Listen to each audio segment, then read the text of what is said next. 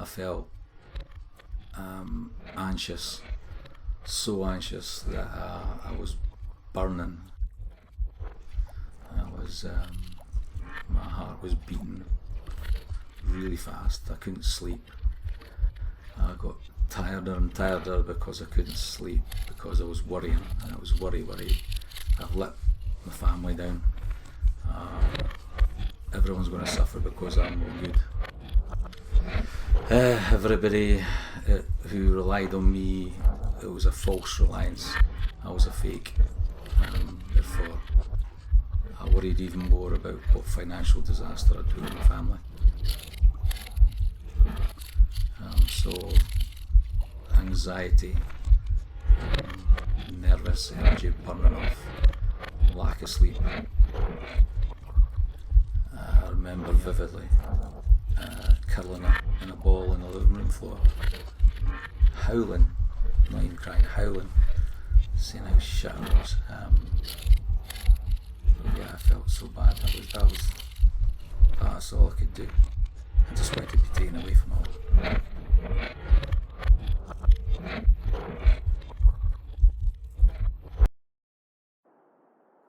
I only realised something was wrong when I was driving back from school crying, and I knew this wasn't right.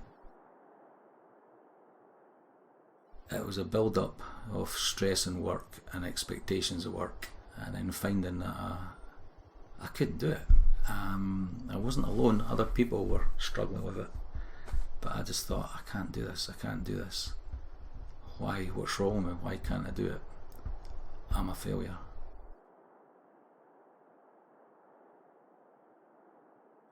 I knew I was stressed.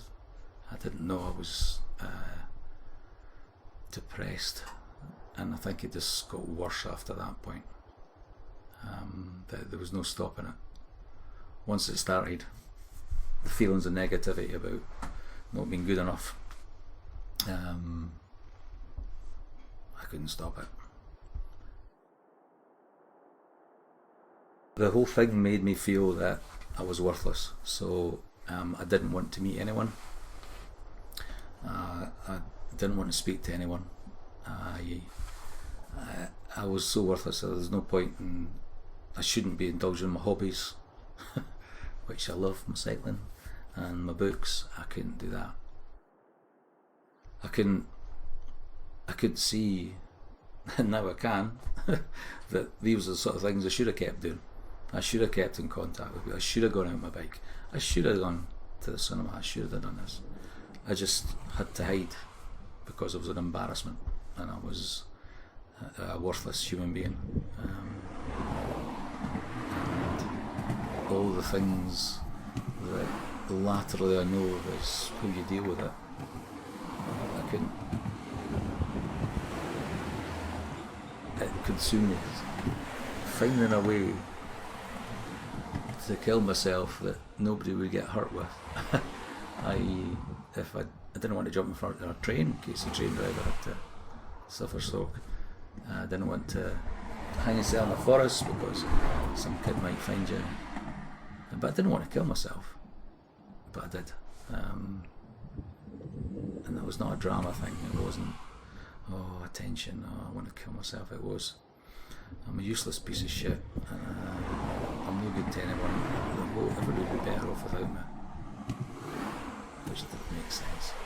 Now, when I see it, it doesn't make sense. But I was so desperate. I was so down. I could understand why people would do it. And I was so numb that I could feel that people in my position then I could see how they could do it. But unfortunately I knew I couldn't because of my family. There's no way. Even though I was suffering and I was hating it and I was absolutely hating myself, I would have never done that to my family. I remember a run, actually being on the beach at Kingsbands, and thinking, because I was away from you all and I was having me time, then I reflected, what a fucking great life I had, this is brilliant, I love my family and this is great, I can do this.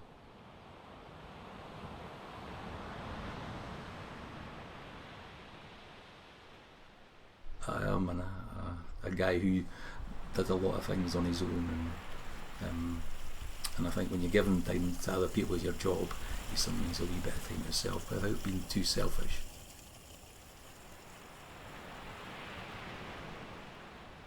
But as soon as I got out there and into my stride, not a great runner, but into my stride, the head would clear, and then you could just enjoy the experience. So you hear the birds, you listen to the sea crashing in, you feel tactile the sand, and the experience of being doing that sort of thing. So I could enjoy the surroundings.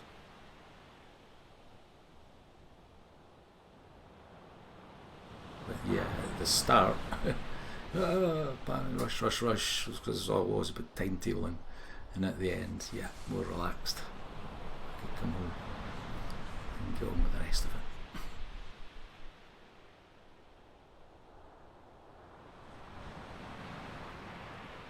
I know that I've had these issues.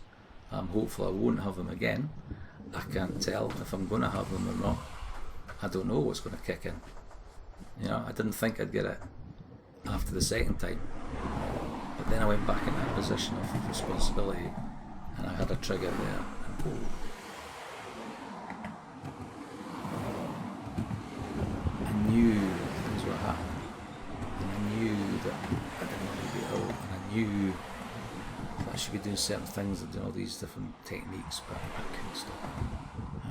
And that was also a frustrating thing, that to have this experience of 2 big episodes, and then the third one to come again, and know and be aware, because I was awareness of triggers and stresses, and because I couldn't get a grip with that made it worse. And for the second and third episodes, I got better at dealing with it and saying, well, I can't do anything about it, I'm ill. If I had a broken leg and I was in a plaster, it's obvious, but because I've got a broken head, it's not obvious to see that I'm ill. I think the last time I was ill was much quicker, because I did get the grip. I would like to think I'm a better person for it. It was a good thing. It was a horrible thing, but it was a good thing, in that it made me reflect on what was important. Family was more important than anything else. What other people think doesn't matter, apart from the ones close to you. And work is important, but hey, it's a job, and getting that balance right, and that's what was wrong. The boys, I don't know that we talked about, and I think they weren't fully aware of just how seriously ill it was, which is brilliant, because we were too young to deal with that at the time, but it's good to talk about it now.